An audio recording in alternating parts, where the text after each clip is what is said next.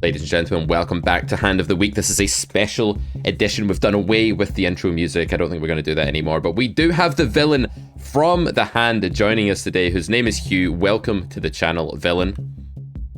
Howdy, how you going? Good to Yeah. meet you. Finally got to play a hand. Yeah, we've been at the same tables when I've been doing this morning recording footage sessions, and I don't think we played a hand yet, but today we actually played our first big pot together. You've always been really friendly, you've said hello, and then today you were like, hey, let's talk about this hand on YouTube, and I was like, yes. So let's get into it. You are a 200 cash reg on GG. You also play much higher stakes live, and we will do a more full-length video with you on Carrot Corner soon, but for now, Hand of the Week, 9 minutes. Let's get right into the action. So, going to do this with both hole cards on. You have the ace 4 here on the button, and you're going to go ahead and open up. I'm actually just rolling in a little bit of 3-bet with this hand. I actually don't love 3-betting this hand against weaker regs and recreationals because they just over-defend and the rake is terrible, right? So I just like playing pure call with this against them. But against you, because you sound like you know what's going on, you've done Carrot Poker School, and you've been winning in this game, winning at high stakes live, I decided I would throw in a little bit of 3-bet. Didn't roll it this time. We got this flop, and you did something shocking, unheard of for the GG poker pool. You identified yourself as one of the coyotes in the pool here, and you went for an overbet. So talk us through this. How much have you been dabbling with overbet strats? Yeah, so I think a really good basic heuristic that a lot of people should have at least is those kind of 9-high boards, especially when it's like low, mid kinda. I really like to start implementing the overbet just because obviously overbet is really great to pile a whole bunch of money in. We are a little deeper as well. We are 150 bigs. I would still do this at 100 big blinds. I think it's great, but I just want to get the money in. If I have a good hand, obviously ace 4, I'm really happy with this as I'm blocking, a lot of the kind of bottom pairs or middle pairs, I guess, in this sense. Have my gut shot with a lot of equity. And a lot of the time you're just going to overfold. Like, I don't think many people are going to be floating with the like 6-7s. I guess you'd have to at some frequency, a whole bunch of backdoor stuff. I don't think people are meeting that minimum defense frequency. You're just going to find a whole bunch of folds on this. And I was kind of expecting you to just fold, but evidently not since we're here. Yeah, I can't really fold the open ender. Sorry, Hugh. Not this one. Yeah, so I think that makes a lot of sense. With 9-3 deuce as well, just to point out for the viewers that because 2-pair combos are like non-existent, this gives you like the biggest, most colossal nut advantage you could ever have, and then shoveling this money in, especially deep, and getting the SPR down as soon as possible makes a ton of sense. So I really like the strategy, and I don't think your hand is too good to bet here. I think it has a lot of utility as a bet. It makes me fold some bigger ace high just for starters, and then I agree that this is overfolded. I don't think people defend like Queen 10 of clubs here as often as they should, or something like that. Especially in the GG pool. Yep. Okay, so I kind of got the absolute dream here on the turn, which was the Ace of Hearts. So let's talk about this then from both of our points of view. So I start off with check here. My 4-5 gets there on this card, but I don't think it's I don't think it's the worst card for my range, but I think it's not fantastic because I'm going to be folding way more ace high against the overbet than I would a smaller bet. So I think my range likes this a bit more in a 1-pair sense when I've called a smaller c-bet, not a bigger one.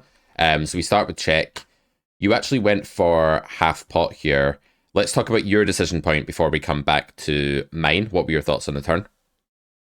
Cool. So with the ace on the turn, from like a straight up perspective, ace, big card, happy days, good for my range compared to your range, which is great. I also, though, do lose a lot of my advantage with my kind of overpairs. Well, they're not overpairs now, they're second pairs, so all the 10 through to kings. But obviously, there is still a lot of value I can get. You do have to be pretty much calling 9x at a complete frequency here, which once again, I do think people are going to be overfolding.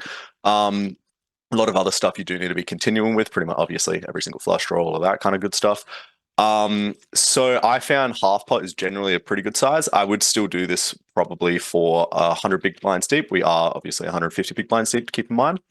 I am expecting some raises here when I do this, but just as a kind of cautionary, by the way, I would still be doing this half pot size with all of my 10s through kings, specifically though, the ones without a heart. If I do have the heart, I'm blocking a lot of the flush draws, and that's pretty much my main source of value because I'm well, not my main source of value, but that is a very good source of value to still be getting some bets in. But when you have that heart, obviously, it's blocking a whole bunch of the combos that are going to continue that you are still beating at that point in time. Yeah. Ace, I still think I should be pretty much good here most of the time. But yeah, it's pretty much half pot, only size I would do. I didn't even roll for it. I Hmm. pretty much play pretty face up in the GG pool. I don't really find a need to RNG until you're pretty much on the river. Hmm. Yep, sometimes I RNG just because I can't tell what's better and I just don't want to put the decision fatigue on myself of arbitrarily like picking a line. But I totally agree that it's not in any way necessary from like a balance perspective. Okay, so I love your thinking here. Yeah, I mean, yeah, this polarizes my range, weakens my range, makes your value bets a bit thinner, but still you have a lot of equity, and I usually whiff this card. So picking a smaller sizing, and I guess the in position sizing just being like half pot as the smaller one rather than third pot, which is a bit redundant in position, makes a ton of sense. So I love the way you've reasoned this out. I don't think your hand is like too thin as a bet here, and I think you could just play like a mono sizing strategy of half pot here, given that my range is basically, I don't know, uncapped here still, right? I still have sets that call and overbet sometimes. I still have 4-5. I still have two pair a lot. So it makes sense for you to just use a smaller sizing here, I think, in this spot. So well reasoned. Yeah, I think with my hand, whenever I face a sizing that is smaller than is conventional, and I hadn't spoken to you yet technically, so I had no idea like exactly how good you are. I can tell now that you really do know what you're talking about. But in Thank game, I you. was kind of like, well, this could just be a more mergy range now. This could just be something like ace five. This could just be something like top pair. It could just be something like queens a lot. So I just worried that I didn't actually roll this spot at all. And I worried that if I didn't raise here, the river would go check against the pool globally way too often with my hand. I do think with 5-4 of hearts, this will be a mix in GTO, but GTO is going to give the pool credit for bluffing enough on river and not being face up with the turn sizing, whereas I don't give the pool credit for that. You know, you as a human, I think you're an exception. You're probably playing the spot really well, but a lot of people aren't. So I did go for raise here all the time. So fair.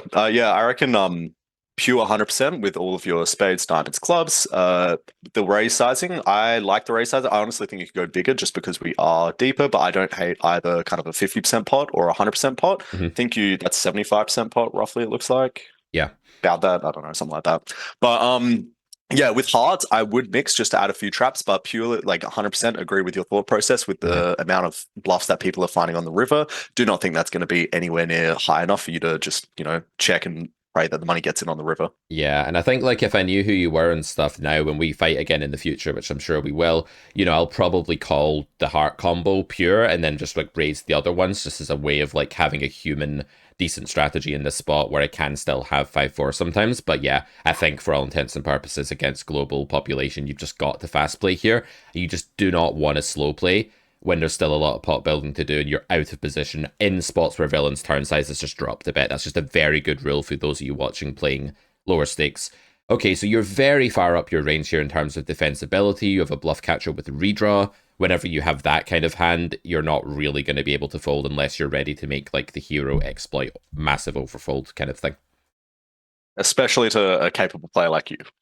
Yeah, that works in my favor when I have it, and it really works against me when I don't have it. Because sometimes I get called, and I'm like, why? Why would you call that hand? It's like, oh, this guy's just seen some YouTube video of me like showing off some fancy play syndrome bluff, so it makes sense.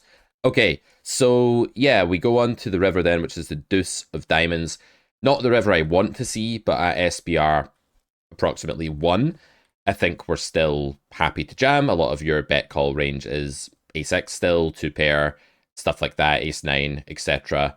I don't think there's anything to be doing here with the 5-4 other than jam because I don't know, I don't feel like, if anything, we're actually blocking your bluffing range, right? We're blocking like the queen 5 of hearts, the king 4 of hearts, combo draw region that bet calls turn and then bluffs river, so it makes no sense for me here to slow play. Pretty obvious. And now let's talk about your thought process here. How did you consider whether to call with this catcher? All right. So at first, when I was calling the turn bet, I was pretty much preparing myself to have to make a big call on the river. Like most people at least are not going to be, raising 150 big blinds deep on the turn to just be checking back at the river unless they are some psychopath, which there are some valid reasons to be doing that. But with this kind of setup and especially knowing you, well, from your videos at least, kind of already knew. So I at least got the shock factor out of the way. Mm-hmm. And then it just kind of came down to a thought process of, well, cool, what hands would be bluffing? What hands do I beat any hands? Not really. What hands are the best to call with? And it's just kind of working from a reverse tier list. So not having hearts is pretty cool. I don't really think it matters too much in the long run. But at least from a most people are like, oh, I have hearts, I don't want to bluff. Standpoint, you Mhm. are going to have to bluff a whole bunch of hearts on this river. I got a question as well for you. Do you Mm. split your sizing on this river? Do you ever have like a B35 for your ace three, ace nine, stuff like that, or are you just pure jamming or checking? A really good question. I think the latter. I actually thought about this in game because it's not rush and cash. I actually have the luxury of like a 30-second time bank here or something. So I was like, would I ever play any block here, or would I just be jamming? And I just thought that it's too unlikely that I raise the turn with many of the hands that are actually too thin to now jam on the river here. Like I think my turn raising range for value is basically sets and 5-4, and the sets are now boats and 5-4 is not too thin. So I figured I just wouldn't bother with anything other than jam here. If I did have ace nine, it's highly likely I'm just calling the turn. But if I did raise the turn, I think I would just check that and allow you to bluff all of your however wide you want to go in that spot with missed hearts or whatever. Yeah, cool. So well, it's great now knowing that, so use that against you next time. But anyway, yeah. When it comes to just like defense and like what hands do I actually have? Like, I'm not ever gonna have a full house every single time. I mean, what I could have quads, one combo. I could Mhm. have maybe threes, maybe nines, maybe aces. But like, I'm gonna have to start reaching down. And I'm not saying this is a slam dunk. Like, yeah, Mm. pure call. I actually did roll, and I rolled exactly 50-50 for this Helpful. on the turn as well. Sorry, I forgot to mention it before. If we were 100 big blinds deep, since it was a slightly bigger than 50% pot, I was genuinely considering jamming here as well as a kind of semi bluff. As a lot of your hearts, you're just not getting your money's worth from there. A lot of like 3-4s or like up and downs. If you had the 4-5, oh, 4-5 is a straight at this point. But like your 5-6s, a lot of your gut shots that do bluff, like your 6-4s, just denying a whole bunch of equity there as Hmm. well. Which was where pretty much the bluff region on your river comes from. And that's where it led to for my river decision. I was like, cool, I know that you're a good enough player. You're going to have a lot of 6-5, 6-4s, even like 3-4, Mm. three Yep. five suited if you play that. Yep. And obviously, those heart combos are coming down. Not to give you credit, I'm not sure, but I know a lot of pool would be scared of jamming just a naked two here. And I don't think a lot of pool would be having all of those raises of like Jack two of hearts, even like Jack two spades, Queen two spades, stuff like that. And then jamming on river for value. So I kind of cut down some of the value.